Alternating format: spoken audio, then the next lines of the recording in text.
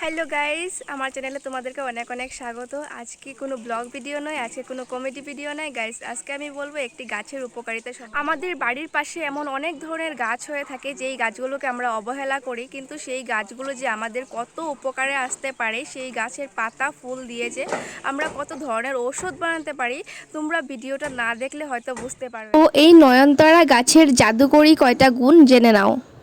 যাদের নাকি চর্মরোগের সমস্যা আছে, নয়নতারার পাতা বেটে তার রস দিয়ে ত্বক পরিষ্কার করলে চুলকানি এবং ফাঙ্গাসজনিত সমস্যা থেকে দ্রুত মুক্তি পাওয়া যায়।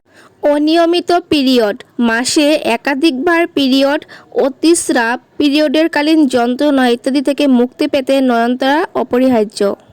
এছাড়াও লিওকোরিয়ার মতো অসুখ থেকেও মুক্তি পাওয়া যায়। যাদের ব্লাড প্রেশারের সমস্যা আছে তারা 8 থেকে 10টি নয়নতারার পাতা বেটে তার থেকে রস বের করে নিন। সকালে বা রাতে শুতে যাওয়ার আগে সেই রস নিয়মিত পান করুন। এতে ব্লাড প্রেশার নিয়ন্ত্রণ থাকবে এবং সুস্থ থাকবে হার্ট। হঠাৎ যদি কোনো মৌমাছি, কাঠপিঁপড়ে, ভুমরা আদি কামড়ায়, তাহলে সেই ক্ষতস্থানে যদি তোমরা নয়নতারার পাতা বেটে অথবা নয়নতারার রস লাগানো যায়, তাহলে সেই ক্ষতস্থান কিন্তু খুব তাড়াতাড়ি ভালো হয়ে যায় এবং ব্যথা থেকে, জ্বালাপোড়া থেকে মুক্তিও পাওয়া যায়। এছাড়া ক্যান্সারের মতো মরণব্যাধি রোগের ক্ষেত্রেও নয়নতারা অসাধারণ একটি কার্যকর জিনিস। দৃষ্টিশক্তি বাড়ানো, দাঁতের ব্যথা, রক্তক্ষরণ বন্ধ করা সহ প্রচুর সমস্যার সমাধান হয় এই ভেষজ গাছটি দ্বারা। তবে যাদের কিডনি, লিভার, হার্ট এবং পেটের সংক্রান্ত সমস্যা রয়েছে, আগে থেকে তারা ডাক্তারের পরামর্শ নিয়ে তবেই নয়নতারা ব্যবহার করুন। ডায়াবেটিস থেকে মুক্তি পেতে নয়নতারার ফুলের গুরুত্ব কিন্তু অপরিসীম।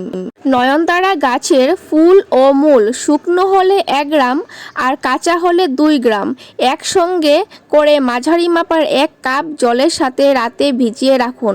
সকালে জলটা ছেঁকে ফুটিয়ে অর্ধেক কাপ করে নিন।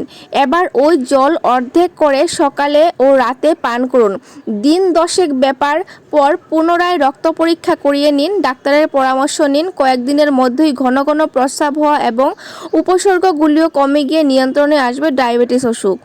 টেনশন এবং স্ট্রেস, আজকাল বেশ কিছু রোগ মাথাচড়া দিয়ে উঠছে আমাদের ডেলি লাইফে। রোজকার চাপ থেকে তৈরি হয় অ্যাংজাইটি, হাইপার টেনশন, ভুলে যাওয়ার সমস্যা, ঘুম না হওয়া ইত্যাদি।